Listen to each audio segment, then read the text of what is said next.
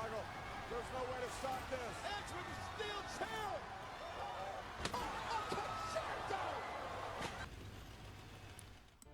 Hey, what's up guys? We're back with another game here today, or a couple games. I always keep doing that. Today we're going to be looking at the Tusk, and I'm going to be basically just answering the new op. No, it's not new, but the second night it's been around. Is it really worth it to grind out this tank? And in my straight up honest opinion, for all the XP and time it takes, and the tank that you're rewarded with, it's really not. I hope it doesn't put you off of it, but in my opinion, it's probably right up there with the Wheezy 132-1, probably the worst tier 10 light performance-wise. But I think you're probably gonna have more fun in this thing just because it's a derp gun.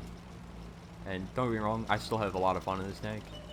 So if you're looking for a tank that's kind of just for, I don't know, just for laughs and just for some good enjoyment and fun, yeah, this is for you. But if you're looking for a tank for performance and ability to like carry games and stuff, this really isn't the tank for you. Just because of, well, the gun it's a derp gun at tier 10 that you get them on the tier 9, on the key 49 at tier 9 as well, and that's just a better option in my opinion. Even if it does add 3 seconds of reload time on the tier 9 platform. So, let me talk a little bit about the gun itself. As you see me snapshot, for the love of God, that was craziness. But it's a 152. Like I said, it's the same as the T49 gun. Same one you can put on the Sheridan also, but please don't ever put it on the Sheridan. It carries 22 rounds, and the standard HE has about 76 millimeters of pen, and it has 910 alpha. And it can roll up to 1130, I believe, which is the highest I've ever rolled. I believe it's 1138 you can high roll to, and you can also obviously low roll the other spectrum, but the standard HE is 76 millimeters of pen, and I believe the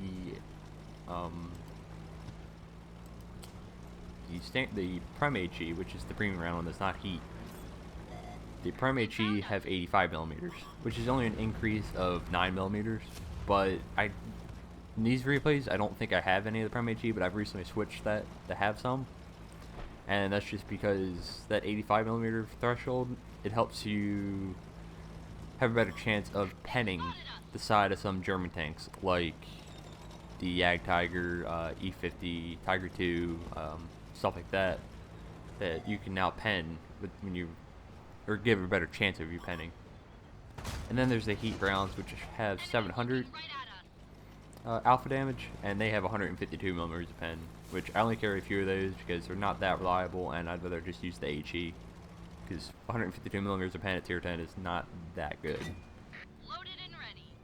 Now the reload time is a base of 19 seconds, and you reload, you get 3 rounds a minute, just over 3 rounds a minute. I know my reload is down to about 15 seconds, which is pretty good. The aiming time's 3.3 seconds. Again, the accuracy is 0.5, which isn't that bad for a derp gun. Granted, you get 10 degrees of gun depression, which is pretty good, and 20 degrees elevation. View range is good too, 420 meters. Like I said, it's not awful, but just the gun makes it so you're not going to do damage a lot, and the platform that it's on, the 13105 chassis, isn't the most mobile.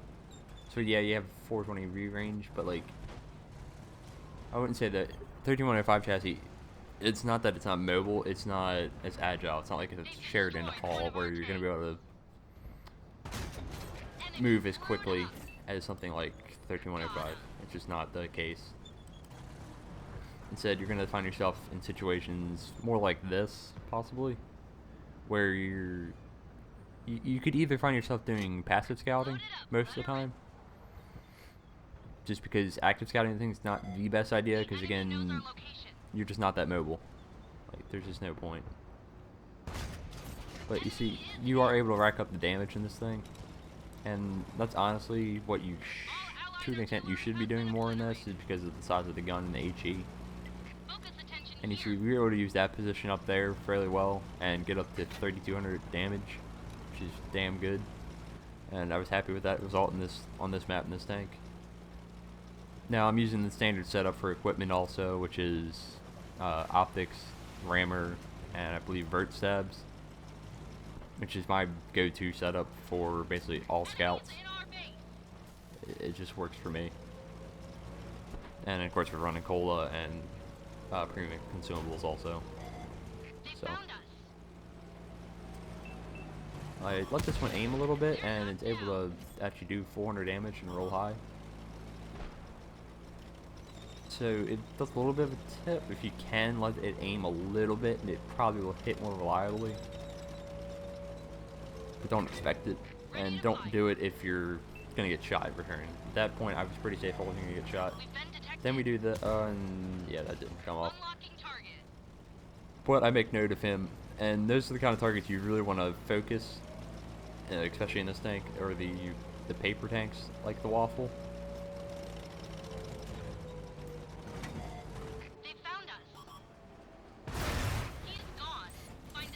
And also low health tanks, like that object, obviously, because you know you can take them out in one shot with the HE fairly consistently. Or like this waffle, you can pen, which is the obvious goal. Focus on this location. And something I don't know if it's actually true. Like Jack keeps bringing it up every time we play this tank in the platoon together, and he says it's decent at ramming. It weighs its good amount. I'm not sure about that. I'm not going to recommend it to anybody, but if you want to, you can. I think I'm going to do it right here. It doesn't really work. I kind of slowed down right beforehand, so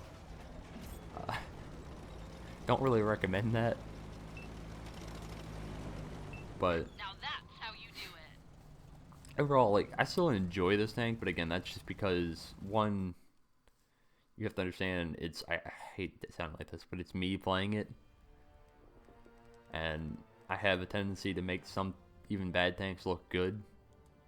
And this could be the case for this one. Though, and kind of to piggyback on that a little bit is, if you look up my damage per game, or average damage for tier 10 lights, this one I believe is the lowest at like 2.6k. While most of the other ones are above 3,000 damage. So that should give you kind of an indicator of where this one falls in the chain. And also, just in terms of getting this tank, I think it's 8 stages, and you have to play both the French and American tanks. Like, you have to have both, because I found out yesterday, or at least Jack told me he was trying to do the op for this to get this tank. And I think the stage 5 you have to have a French tank. I believe that's what he told me when he got to that stage, and he doesn't really have that at this point. So. But overall, yeah, there's 8 stages to this. I don't have all the exact XP numbers for it. I wish I did. I know the last stage is, I think they actually reduced it, and it's 200,000 less XP than it was before, which is fantastic for people doing it now, because trust me, that takes forever, and it gets real tedious and boring at a certain point. Hence why you didn't see many Sheridan or 13105 gameplays from me for a while, because I got sick of playing those two tanks.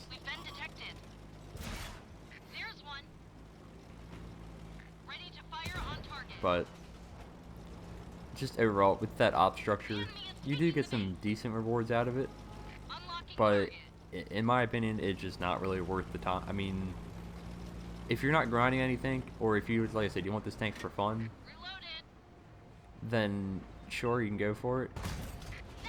It's, like I said, it's not going to expire till August of this year, so you got plenty of time to do it. But just don't burn yourself out by playing all French and American light tanks and other tanks for that entire time. And that shot just goes into oblivion, and that's kind of the consistency that you can expect sometimes with this gun. You don't want to be shooting long range very often, because stuff like that will happen. And it's not fun when that happens. It's like, what the hell? Like, I basically almost fully aimed that shot, and it just goes over his head, shooting into God knows where. Probably hit the pyramid in the background somewhere. But yeah, the op structures, it's very long. It's gonna take you a long time to do it. It's a lot of effort. I see one of them. And I'm not a huge fan of the op structure. I know they add it so that French and American TDs can also be used for certain parts of it. But I'm not a huge fan of this op because of what happened last time when it was released, and it just turned high tiers into World of YOLO lights, and I'm not a fan of that. There was a lot of players just playing light tanks that really shouldn't be, or they just have no idea and they literally just YOLO the first thing they see, and it's really frustrating in my opinion.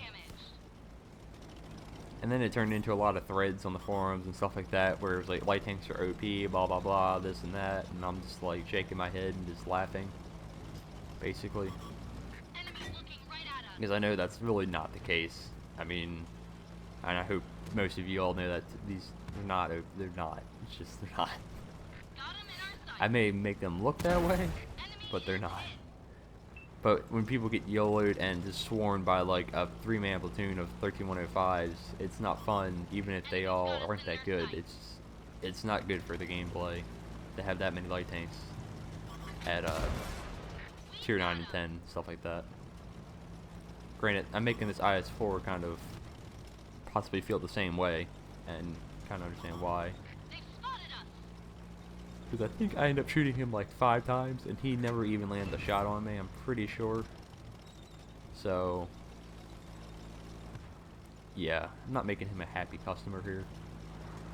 But just making good use of the terrain, and knowing when to shoot him. Which you're going to want to shoot like tanks like that in the rear, so you can get the max splash damage. Go for engine decks if you can, and it's just a good tip. And if you can't penetrate somebody, you can still. One good thing about this this gun is that you can really rack up the assisted, and that's partially because of the spotting in the 420 range. But if you can also track people really easily because you have 152 millimeter, HE rounds, and if you shoot somebody in the tracks, you're generally gonna lock them down in place and prevent them from moving, which can really lead some good games, some good assisted games. And something you can't do as much in some of the other lights, especially, I mean, you can, but you have to aim more. So it's kind of a strength of this thing. It's good at keeping people immobilized. And just, I mean, I still enjoy it. It's fun. But again, I just don't feel like it's totally worth it. But you will have some laughs in this, and this was almost one of them. Like that shot, oh, it misses by like a millimeter, I think. If that shot had hit, I would have laughed so hard. Like that would have been crazy. And that's what will happen sometimes. You'll pull off shots that just have no business hitting, and you'll just laugh. Another little random tidbit is that the high explosive also cause a lot of module damage. So here you see me, I could have just circled this guy actually, I didn't realize at the time. But I know the Conway's fuel tanks on the side are very kind of weak. I know where they're at, so that's why I was aiming the HE round right there. But you see this guy's situational awareness just, I don't know if he either gave up or he's still playing. I mean, I don't know. I'm fine with it. But it's very low, and we're able to circle around and get behind him. You gotta look for people like that sometimes, just distracted. But also keeping in mind tank knowledge and just knowing where to shoot stuff to get the best effect. Now this guy, we're able to snapshot into him for a good amount of damage. Again, you just want to be a little pest in this thing. I still like it. It's still fun. But hopefully it gives you a better idea of what I think of it, and if you really think it's worth it for you to go after this thing. Again, if you're looking for something just for fun and you enjoy the tanks like P-49 or the Turtle, yeah, go for it. It's like I said, it gives you something to grind if you don't have anything to grind like me or something like that. It gives you something to work towards, and you'll get. And you want to complete like your tier 10 light tank collection. I think that was actually my second mark game. I can't remember, but overall, this is my opinion on this thing. I still have fun in it, but because you get to do stuff like this to the IS-4, because 5 shots and 1200 damage.